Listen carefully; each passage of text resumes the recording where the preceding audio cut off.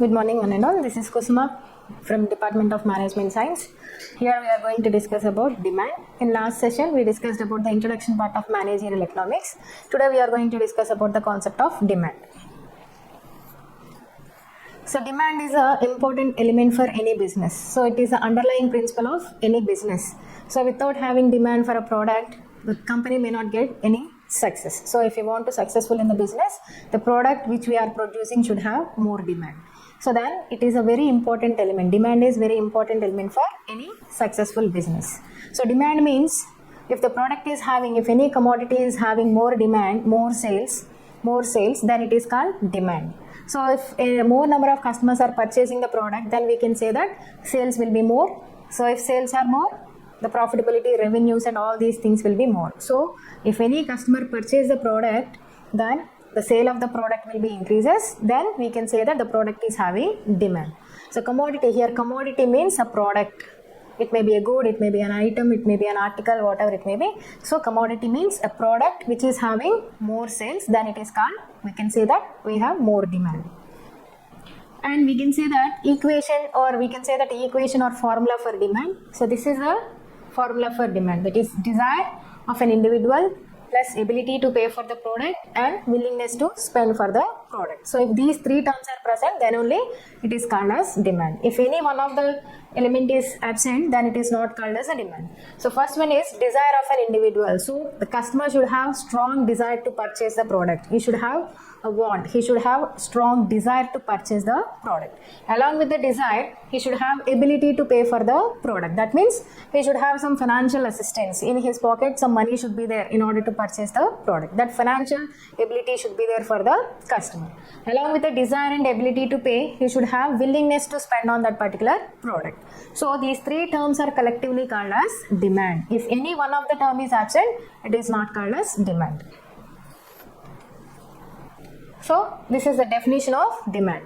So demand may be defined as an amount of commodity purchased by a person at a given point of time and at a given price. So always demand is related with price and time. When a commodity is purchased by a person at a given point of time and at a given price is called as demand. As I said earlier, commodity means it's a product. It may be called as a good, it may be called as an article, item which is having physical identity, which is it is tangible.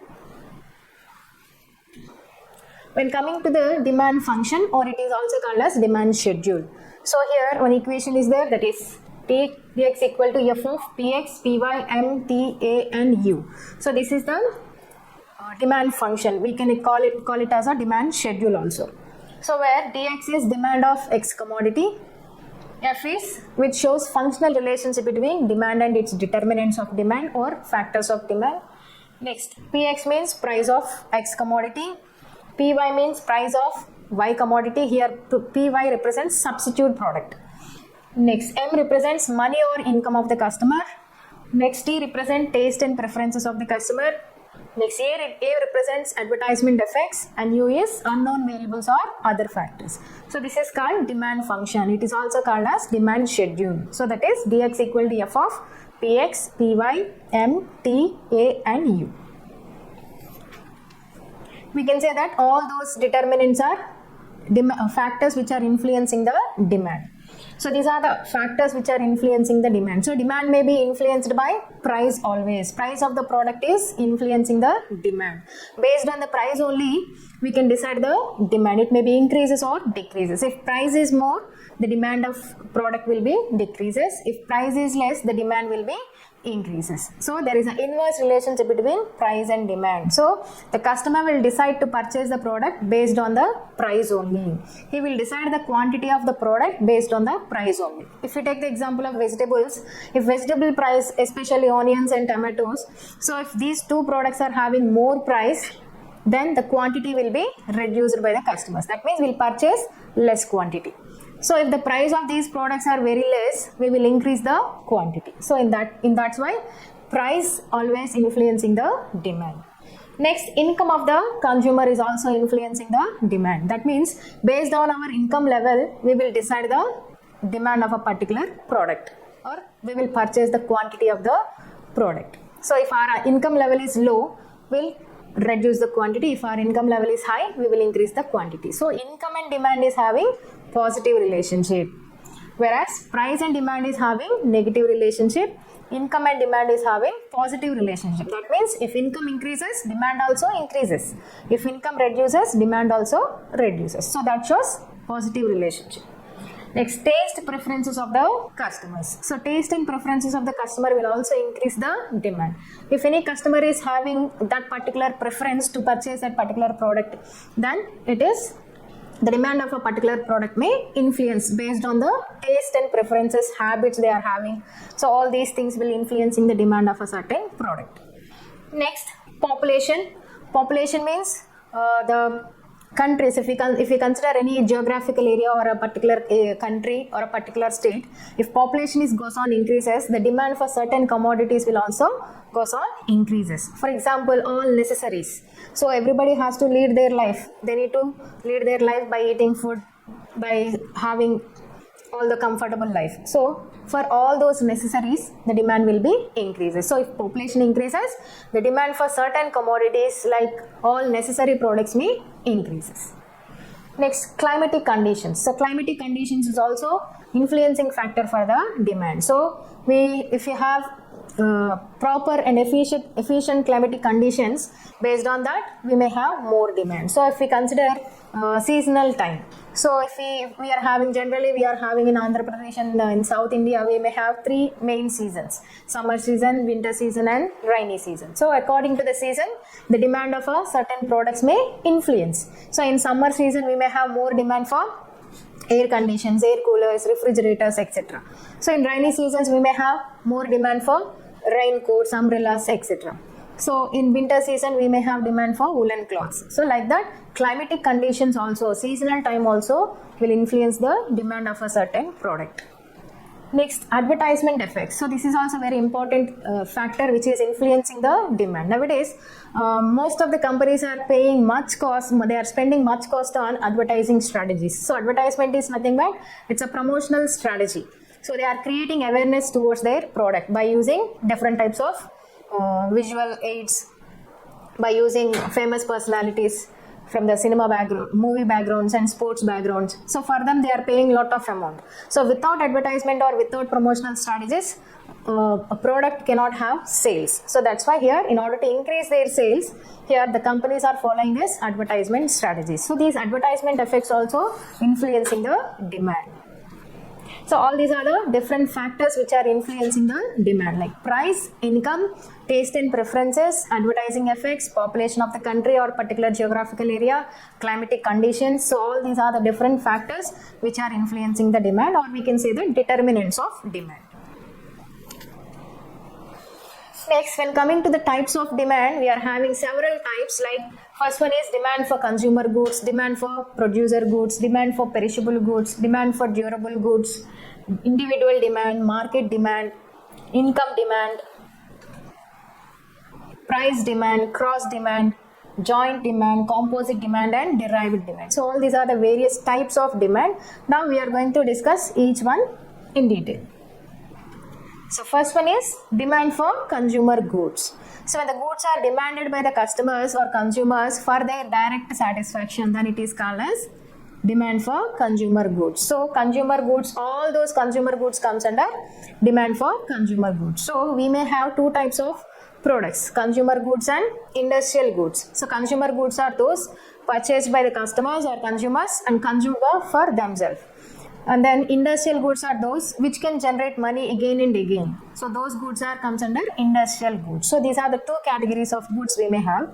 So all consumer goods comes under the example of demand for consumer goods. It means when the goods are demanded by the consumers in order to satisfy their needs, then it is called as demand for consumer goods. So here we can see all the food items, eatables like FMCG products, fast moving consumer goods, clothes. All these things comes under demand for consumer goods. Next, demand for producer goods. So who is the producer? Producer means the manufacturer, the people who produce the product. That means company. So company or producer may have certain demand for such goods like materials, raw materials, machinery, equipment, tools, other things. So in order to produce consumer goods, the producer require all these raw materials, machinery, etc. So those goods comes under demand for producer goods. So when the goods are demanded by the producer in order to produce all consumer goods, then it is called as demand for producer good. Example, raw materials, machines, tools and other equipments. Next, demand for perishable goods. Perishability means it is those goods which are having a less span of time. That means we can't use these type of products again and again for a long period of time. It is having a less span of time. Those goods comes under perishable goods. So all eatables, for example, all eatable comes under perishable nature.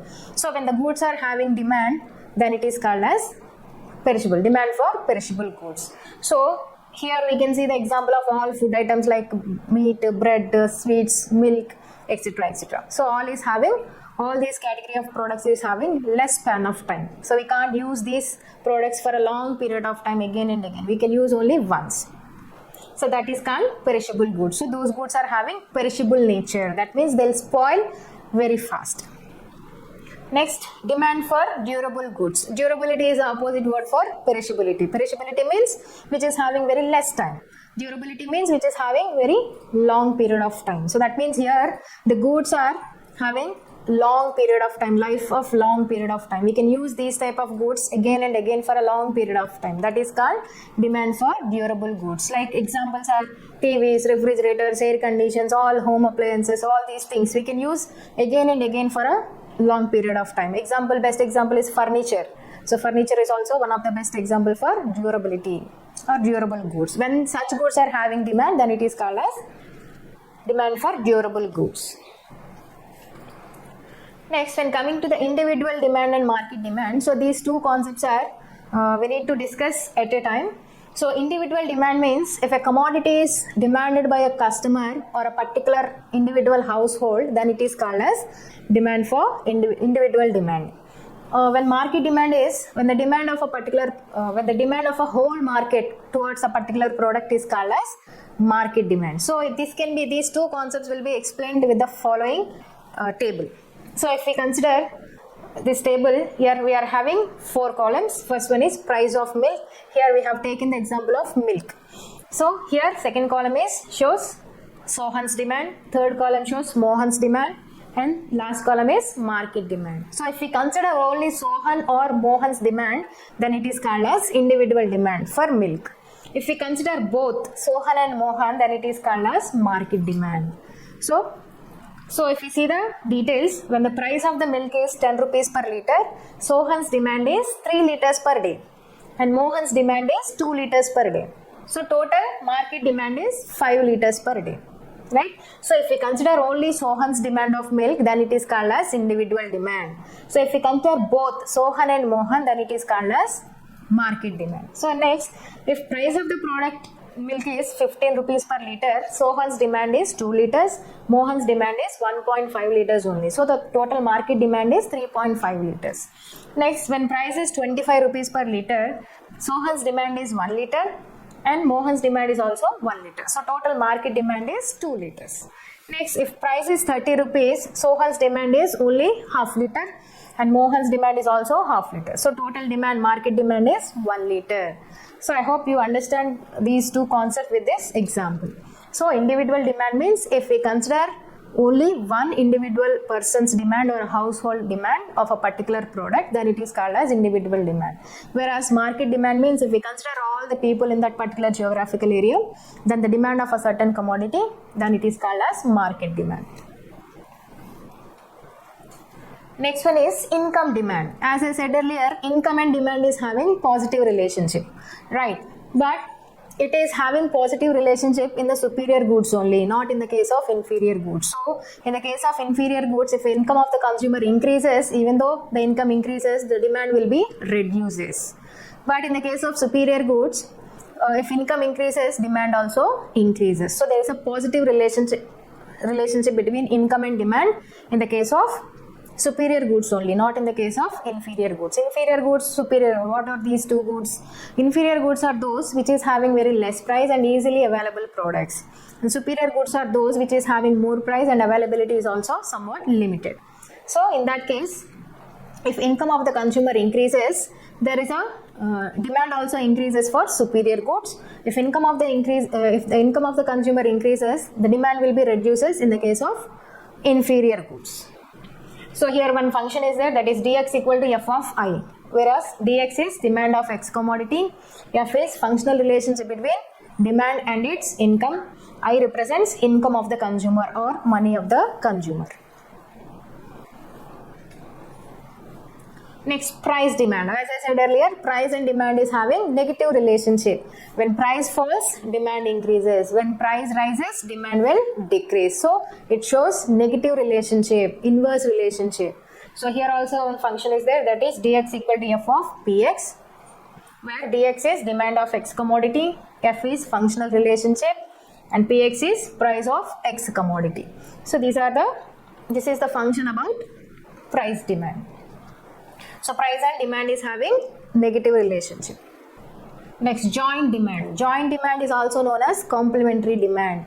When the goods are demanded jointly, then it is called as joint demand. So for example, if any product is having demand with other element, then it is called as joint demand. That means, for example, if you want to run a vehicle, we require vehicle as well as petrol or diesel in that. So these two products comes under joint demand or complementary demand. So if you want to write anything, we require pen and ink in that. So these two products comes under joint demand. So when the goods are demanded jointly, then it is called as joint demand. Next, composite demand. So composite demand means certain commodities will be there which is having multi-purpose utilities. So if you take the example of steel, so steel is having composite demand. That means steel can be utilized in various fields. So it can be utilized in home appliances, it can be utilized in automobile manufacturing, it can be utilized in construction industry. So the steel is having composite demand. So when such goods are having more demand, then it is called as composite demand. So when coming to the derived demand means when the demand of a certain commodity always depends on other element, then it is called as derived demand.